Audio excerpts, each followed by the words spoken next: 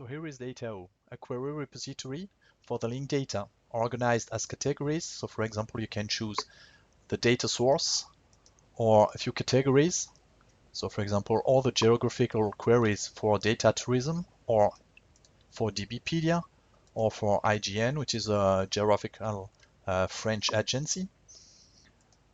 Those queries can be run by clicking on it. So for example, let's click band origin. So you have a few details available as in a form. So let's see movie details that is also available on DBpedia.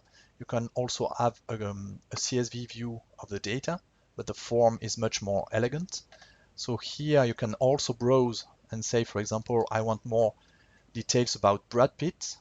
And if you click Brad Pitt here, you will be given all the queries that are already in the system and that can be run upon Brad Pitt. So for example, person details, if you're interested.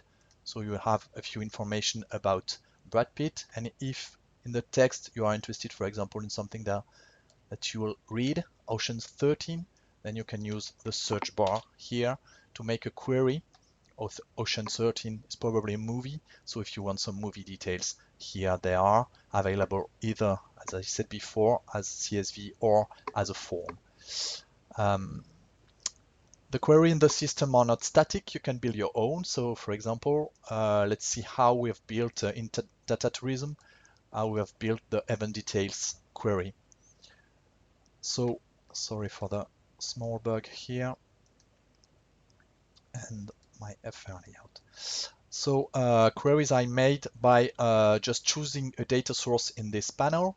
It will automatically infer the data model as entities and relationships, and then you can drag and drop the entity and relationship, give good-looking icons for each concept, and here you have built a query.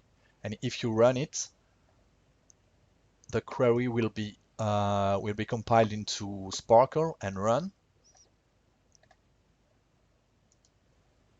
And here, in that case, it does not work, so we will try another one. Let's see, for example, the person details here. So we are on DBpedia. Here is a data model of DBpedia in both entities and relationship. And if you're interested, for example, in abstract relationship, it's here. And if you run it, it will be run automatically.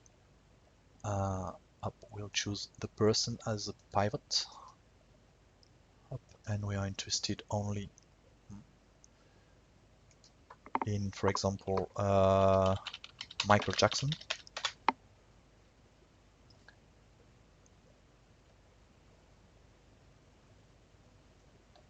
And the query is run and returns all the Michael Jacksons. The query that has been compiled looks like this. So it's a mix of the structure that we have defined plus a full text search in the DBpedia endpoint.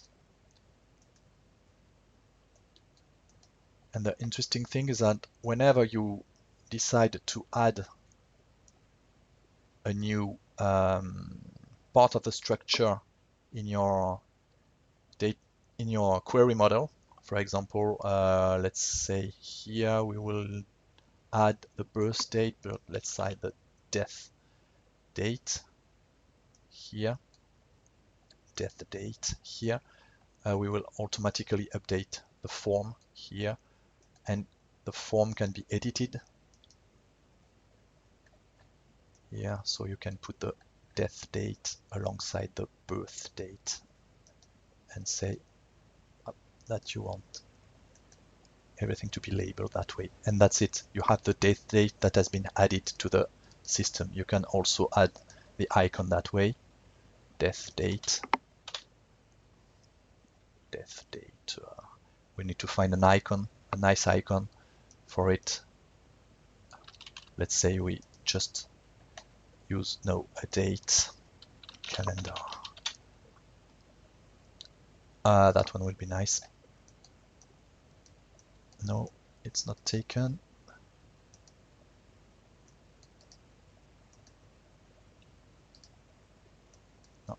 that one fails. Okay.